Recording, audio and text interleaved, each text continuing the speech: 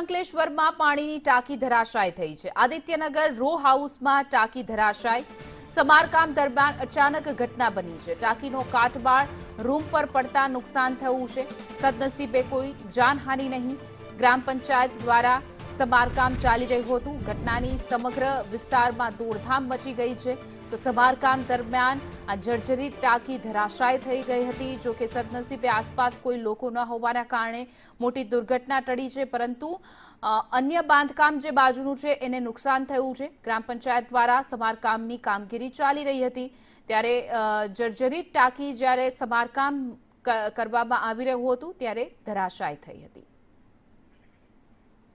અંકલેશ્વરના ભડકોદરા ગામની આ ઘટના છે કે જ્યાં આદિત્યનગર રો હાઉસમાં પાણીની ટાંકી ધરાશાય થતા દોડધામ મચી ગઈ હતી। એક દરમિયાન અચાનક જ ટાંકી ધરાશાય થઈ ગઈ હતી। બાજુમાં આવેલ રૂમ પર કાટમાળ પડી ગયો હતો, જેથી બાજુના રૂમના બાંધકામને મોટું નુકસાન થયું છે। વધુ વિગતો સાથે અમારા સંવાદદાતા વિનેશ પટેલ જોડાઈ ગયા છે। જી વિનેશ, ટાંકી સમારકામ ચાલી રહ્યું હતું, ધરાશાય થઈ હતી, સમગ્ર ઘટના શું બની હતી?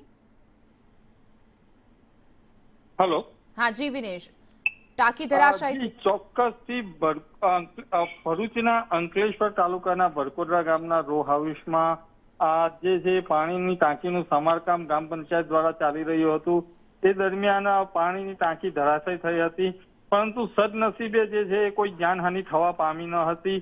પરંતુ આ જે પાણીની ટાંકી છે એની રજૂઆત જે છે સોસાયટીના લોકોએ ગ્રામ પંચાયતને વારંવાર કરી હતી, પરંતુ ગ્રામ પંચાયતના આ જે સત્તાધીશો છે એમને ધ્યાન નહોતું આપ્યું, જેને કારણે આ ઘટના ઘટી છે એવું સ્થાનિકો જણાવી રહ્યા છે। જી હિના જી, સમગ્ર માહિતી બદલ આપનો આભાર।